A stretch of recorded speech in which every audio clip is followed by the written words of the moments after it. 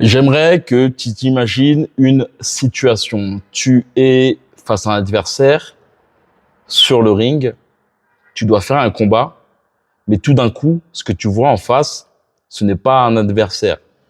C'est une aura, c'est un tas de victoires, un nom, des choses qu'on t'a dit sur lui et bon nombre de choses qui te perturbent.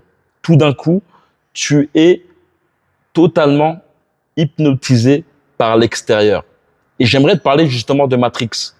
Comment Neo, qui était un simple informaticien, ayant peur justement de sortir de sa zone de confort lorsque Morpheus lui donnait le choix de prendre ou la pilule rouge ou la pilule bleue, comment justement ce petit informaticien peureux est devenu l'élu d'une grande et puissante matrice. Cet aspect justement d'extérieur et d'intérieur est très intéressant à mettre en avant, car clairement, des boxeurs comme Mike Tyson, Deontay Wilder et je dirais même Anthony Joshua, à leur prime, ces boxeurs clairement battaient leur adversaire avant le combat. Clairement, Deontay Wilder, je me rappelle de son combat contre Audley Harrison, qui était un ex-médaillé olympique, qui, face justement à la pression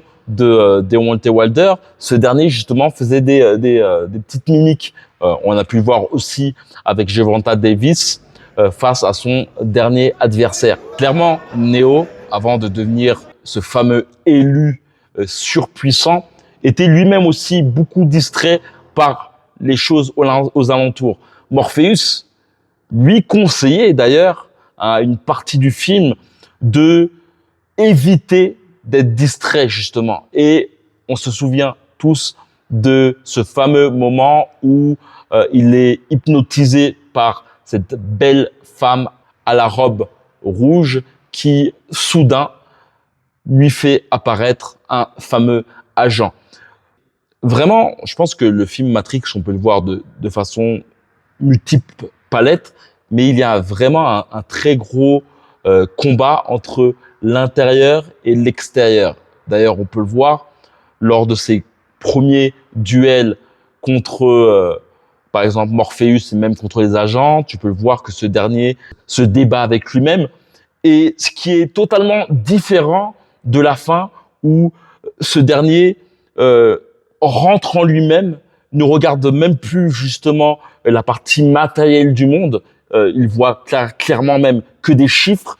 Et à partir de ce moment, tu peux t'apercevoir que ce dernier ne regarde même plus ses adversaires pour les contrer ou pour les attaquer. Et à partir de ce moment, clairement, Neo rentre dans le flow. Et c'est un flow qu'on peut avoir aussi, nous, en tant que combattants. Ce qui est très intéressant, c'est le travail du shadowboxing. Pour moi, le travail du shadowboxing, c'est vraiment un point qui va te permettre justement de mieux tracer en toi des bonnes habitudes d'action. Car clairement, il faut vraiment te dire, et moi je l'ai ressenti durant mon combat à main nue, j'ai établi une tactique très offensive dès le début du combat, chose qui est pas commun à moi-même. Je suis plutôt un gars qui est contreur et clairement, je me fais sonner dès le premier coup porté par mon adversaire.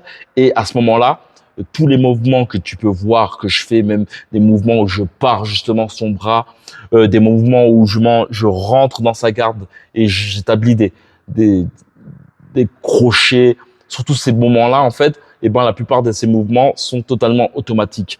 Et comment justement travailler ton automatisme? Tu peux le faire de multiples façons, via du sparring technique ou autre. Mais pour moi, je pense que le shadowboxing est vraiment un point crucial. Bien souvent, on le sous-estime car on parle avec nos potes, on va avoir cette tendance à penser à plein de choses dans notre tête et surtout, on va avoir cette tendance à aller vite sans chercher à tracer justement les mouvements correctement et avec une parfaite symétrie. En fait, faut vraiment dire que lorsque tu combats et que tu es en état de stress, celui qui combat, ce n'est plus toi. Ce n'est que tes habitudes de mouvement. Et donc, en shadowboxing, chercher à être le plus conscient possible, comme voir une sorte de méditation, et ça je le fais durant mes camps d'ailleurs, pour certains, je leur dis de vraiment, même parfois fermer les yeux et se concentrer uniquement sur leurs appuis. Ça va te permettre justement de pouvoir tracer justement parfaitement et intensivement dans ton subconscient le bon mouvement. Il y a une chose aussi qui est très intéressante aussi, c'est au niveau de la musique. C'est-à-dire que pourquoi pas te faire une petite playlist avec différents tempos, différents styles et chercher justement à boxer sur ces différents styles. Un moyen justement de t'obliger à travailler avec le rythme.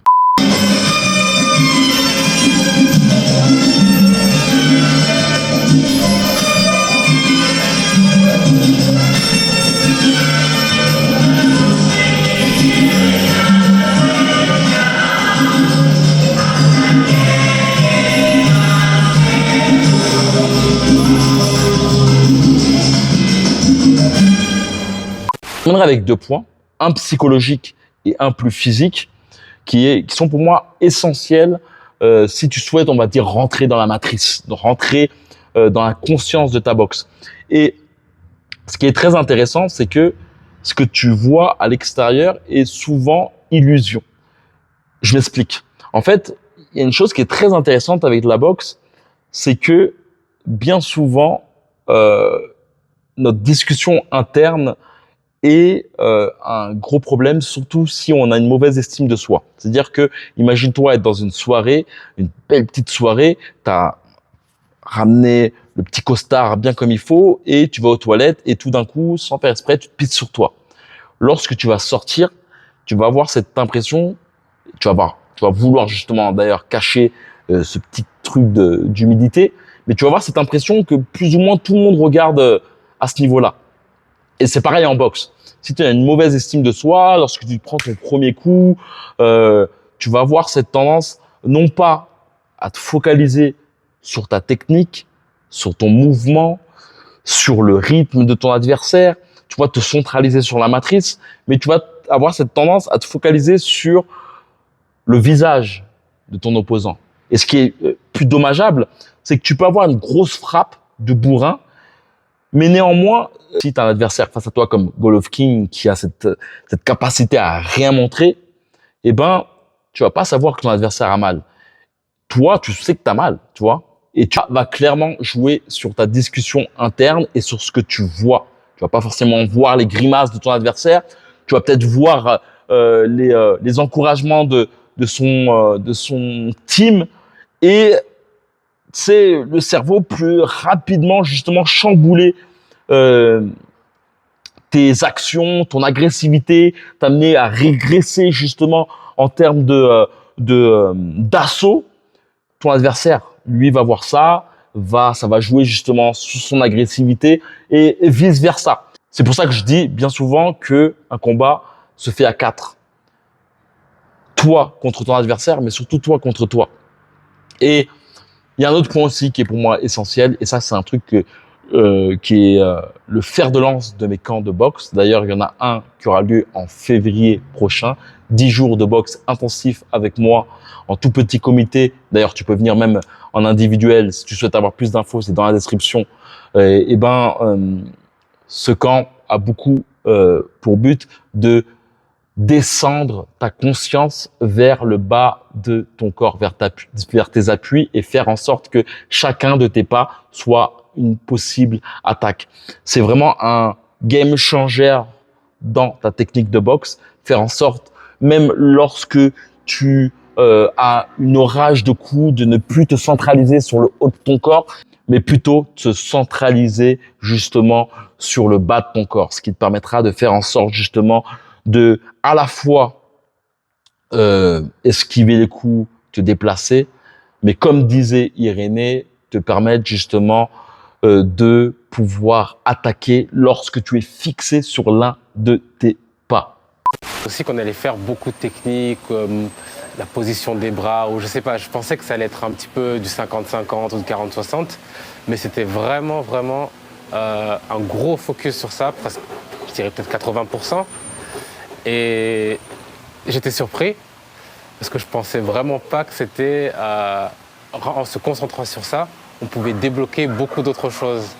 C'est-à-dire, même si on pense aux appuis, en fait, c'est juste le départ pour arriver à mettre des coups et à faire des enchaînements plus naturels. Au lieu d'essayer de faire 1, 2, 3, eh ben on va faire 1 et si on est bien placé, on va remiser et se déplacer. En fait, en se focalisant sur les jambes, ça débloque quelque chose où on n'est plus en mode appliquer une formule. En fait, on applique par des principes, donc les principes de comment se déplacer et mettre son poids. En appliquant ces principes-là, on débloque des combinaisons qui sont naturelles pendant le sparring. Donc ce n'est pas des choses préméditées. Par exemple, on va bloquer, contrer, et par rapport à où est-ce qu'on a bloqué, on va contrer d'une certaine façon. Et c'est vraiment très intéressant ce que disait Irénée. J'avais pas les mots justement pour décrire justement ma philosophie durant mes camps, mais comprendre que le but justement, c'est non pas de t'amener à apprendre une tonne de techniques, d'enchaînement que tu vas oublier clairement lorsque tu vas te prendre le premier coup, mais plutôt te rentrer en toi des principes, des bases et surtout la compréhension que tout se passe au niveau du bas du corps, faire en sorte que la compréhension de où est ton poids soit une boussole pour toi, pour faire en sorte que à chaque fois que tu te places sur un de tes pieds frappé par la suite, et ben tout cela va te permettre justement de pouvoir être plus instinctif dans ta boxe. Et c'est ça que je souhaite intégrer durant mon camp qui aura lieu en février. Comme je t'ai dit, si tu souhaites avoir plus d'infos, il suffit simplement de cliquer, en sachant que le but aussi surtout, c'est de perfectionner ta boxe par rapport à toi et non te donner des techniques pour te donner des techniques. Le but, c'est vraiment de forger une boxe par rapport à ta taille, à tes dimensions. Et puis, clairement, on est au Mexique. Tout se passe au Mexique. Le but, c'est vraiment de vivre la vie mexicaine, la nourriture, les salles de boxe aux alentours et surtout les festivités, la lucha libre et bon nombre de choses. En tout cas, c'est vraiment quelque chose de totalement personnalisé. Tu pourras le voir dans la description, la tonne d'avis de gars qui sont venus me rejoindre. Et donc voilà, tu fais simplement cliquer sur le premier lien si tu souhaites nous rejoindre. Et comme d'habitude, que la boxe avec toi. Ciao.